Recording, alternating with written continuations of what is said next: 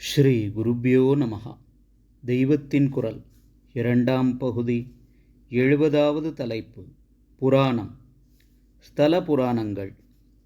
புராணங்களை நம்புகிறவர்கள் கூட ஸ்தல புராணங்கள் என்று ஊருக்கு ஊர் சின்னதாக இருக்கிறவற்றை நம்புவதற்கு யோசிக்கிறார்கள். படிப்பாளிகள் எல்லா புராணமுமே பொய்யென்றால் ஸ்தல புராணம் வெறும் குப்பை என்று சொல்லும் அளவுக்கு போய்விடுகிறார்கள். என்ன காரணம் என்றால், அநேக ஸ்தல புராணங்களில் ஒவ்வொன்றிலும் இங்கேதான் இந்திரனுக்கு சாப விமோசனம் ஆயிற்று, இங்கேதான் அகஸ்தியர் பார்வதி பரமேஸ்வரால் திருக்கல்யாண காட்சியை பார்த்தார் என்று இருக்கிறது. இது எப்படி சாத்தியம்? அவரவரும் தங்கள் ஊரை உயர்த்தி சொல்ல வேண்டுமென்பதற்காக இட்டுக்கட்டி வைத்திருக்கிறார்கள் என்று சொல்கிறார்கள். இதை பற்றி விஷயம் தெரிந்த ஆஸ்திகர்களை கேட்டால், கல்பத்துக்கு கல்பம் அதே கதைகள் திரும்பவும் நடக்கிறது. அதே கதை நடந்தாலும் ஒரே அச்சாக இல்லாமல் கொஞ்சம் கொஞ்சம் பேதமும் இருக்கும். ஒரு கல்பத்தில் ஒரு ஸ்தலத்தில் நடந்த கதை இன்னொரு கல்பத்தில் இன்னொரு ஸ்தலத்தில் நடக்கிறது. அதனால்தான் அநேக ஸ்தலங்களில் ஒரே புராணக்கதை நடந்ததாக சொல்லப்படுகிறது என்கிறார்கள்.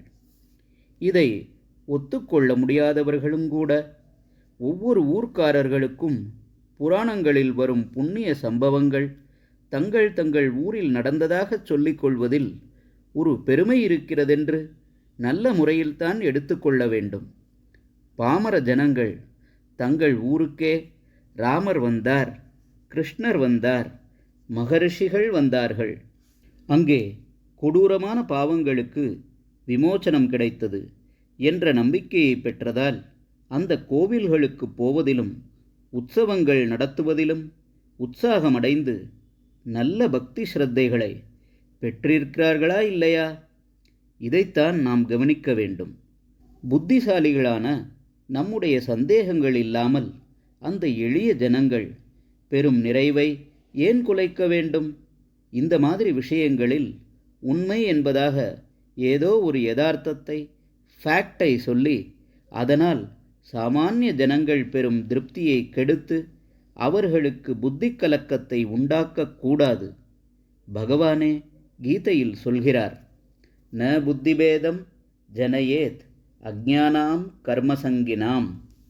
இப்படி சொல்வதால் ஸ்தல புராணங்கள் யதார்த்தமான சத்தியத்தை சொல்லவில்லை என்கிற கோஷ்டியோடு நான் சேர்ந்து விட்டதாகவும், ஆனாலும் அதனால் கூட பொது ஜனங்களிடம் நல்ல விளைவை ஏற்படுத்த முடிகிறது என்பதற்காகத்தான் அவற்றை அங்கீகரிக்க வேண்டும் என்று சொல்வதாகவும் நினைத்துவிடக்கூடாது.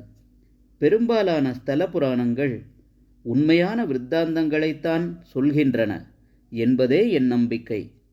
சிலது வேறு தினுசாக இருக்கலாம். அப்படி இருந்தாலும் இருந்துவிட்டு போகட்டும் என்றுதான் சொல்கிறேன். எல்லா ஸ்தல புராணமுமே பொய்யென்று நான் சொல்ல வரவில்லை. ஹரஹர சங்கர, ஜெய ஜெய சங்கர. தெய்வத்தின் குரல் மேலும் ஒலிக்கும்.